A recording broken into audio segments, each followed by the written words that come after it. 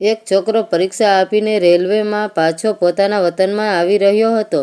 એ રેલવેમાં એની સીટ પર જેવો બેઠો કે એક છોકરી દોડતી દોડતી આવી. એને શ્વાસ ચડી ગયો હતો અને આવીને એ છોકરાને કહે, મને બચાવી લો, પ્લીઝ મને બચાવી લો.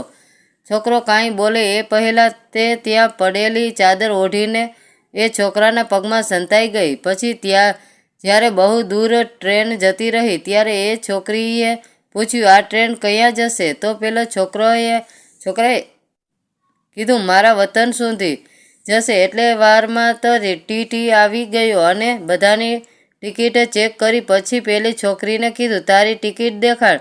તો છોકરીએ કીધું, આ છોકરાના ગામની ટિકિટ તમે મને બનાવી આપો, મારી પાસે ટિકિટ નથી. પછી એ છોકરી અને એ છોકરાની દોસ્તી થઈ ગઈ. જ્યારે છેલ્લા સ્ટોપ પર ટ્રેન ઊભી રહી તો પેલી છોકરી પેલા છોકરાને કહે કે હું આ શહેરમાં નવી છું. આ શહેરમાં મારા એક સંબંધી રહે છે, પણ એમનું એડ્રેસ હું મારા પાકીટમાં મૂકવાનું ભૂલી ગઈ છું. તો તમે મને 3-4 દિવસ તમારા ઘરે અને મને આશરો આપશો? છોકરાએ કીધું, સારું, ચાલ મારી સાથે. જેવો છોકરો ઘરે પહોંચ્યો છે ત્યાં ઘરનો બેલ વગાડે છે તો દરવાજો એની બહેન ખોલે છે. તો એની બહેન પેલી છોકરીને જોઈને હેરાન થઈ જાય છે અને બોલી ઉઠે છે, ભાઈ તું તો પરીક્ષા આપવા ગયો હતો તો રિઝલ્ટ પણ સાથે લઈને આવ્યો. છોકરાએ આખી ઘટના સંભળાવી અને મજબૂરી પણ સંભળાવી તો ઘરવાળા રાજી થઈ ગયા.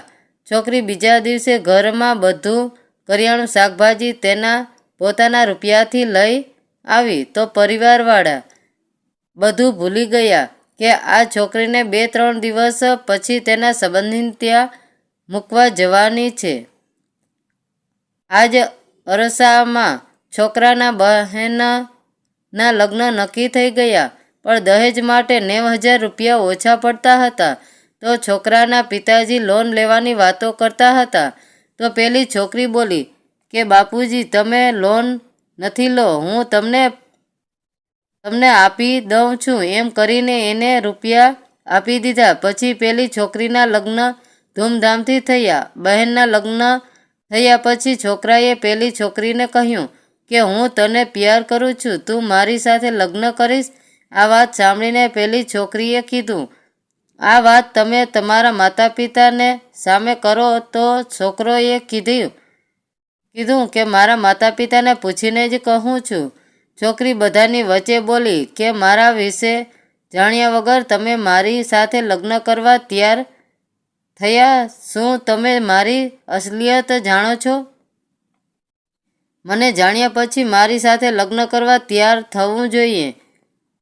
પછી પેલી મહિલાએ કીધું કે હું એક રેડ લાઇટ એરિયાની માલિક છે.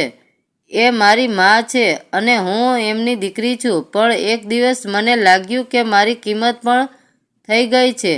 તો મેં મારી માને કીધું કે તું મને આવા દલદલમાં નથી નાખે. તે મને ભણાવી ગણાવીને આવું કરવા મજબૂર કરે છે. મારી વાત સાંભળીને મારી માએ મને કીધું કે બેટા, તું ગ્રાહક આવે તે પહેલાં અહીંથી ભાગી જા.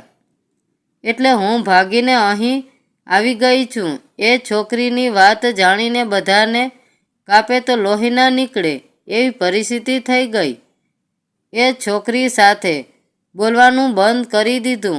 આ વાત છોકરાની બહેનની સાસરીમાં એની બહેનને જાણવા મળી. તો પેલી છોકરાની બહેન એના પતિને કહે, મારે તાત્કાલિક મારા પિયરે જવું પડશે.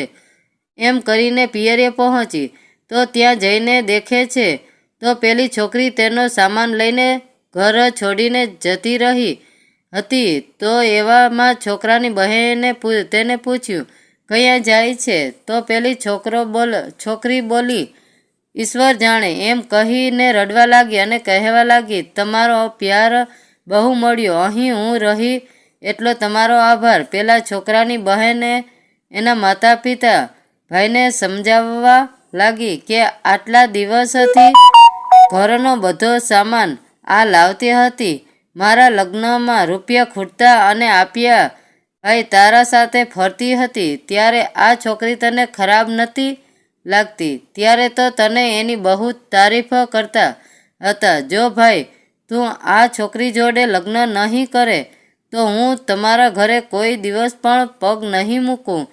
અમને છોકરીઓને સમાજ જ ખરાબ બનાવે છે. કોઠા પર જઈને વેચી આવે છે અને કોઠા પર જઈને અમારી સાથે સૂવે છે. ત્યારે તે કોઈ સમાજની ઇજ્જત નથી જતી અને આવી છોકરીને અપનાવવામાં ઇજ્જત જતી રહે છે. એ છોકરાની બહેનની વાત સાંભળીને બધાના મગજમાં વાત ઉતરી અને લગ્ન કરવા રાજી થઈ ગયા. આ વાત સાંભળીને છોકરી પાછી બોલી, ના બાબુજી, હું લગ્ન ત્યારે જ કરીશ જ્યારે આ તમારા ઘરને આ ફળિયાનું આલિશાન મહેલ ના બનાવી દઉં. તો પેલો છોકરો બોલ્યો, એટલા રૂપિયા નથી અમારી પાસે. તો છોકરી બોલી, હું બનાવીશ આ આલિશાન બંગલો. છોકરીએ એની માને ફોન કર્યો તો છોકરીની માએ 50 લાખ રૂપિયા કોઈ વ્યક્તિની સાથે મોકલી આપ્યા અને આલિશાન મકાન પણ બનાવી દીધું અને એક ટીવી ફ્રીજની મોટો દુકાન પણ ખોલી નાખી અને પછી પેલા છોકરા સાથે લગ્ન કર્યા. આ બધું જાણ્યા પછી સમાજ લગ્નમાં આવ્યો. કોઈ એ વ્યક્તિ ખરાબ વાત પણ ના કરી. બધી સચ્ચાઈ જાણ્યા પછી સમાજે એ કહેવાનું ચાલુ કર્યું કે આ તો સાક્ષાત લક્ષ્મી જ છે. આખા ઘરની કાયા પલટ કરી નાખી. બિરાદર રૂપિયાના હોત તો આ છોકરીને કોઈ અપનાવતું ખરું? શું રૂપિયા હોય તો ગમે તેવા અવગુણ દબાઈ જાય? આ વાર્તા પરથી તમે શું કહેવા માંગો છો? વિચારો રજૂ કરજો.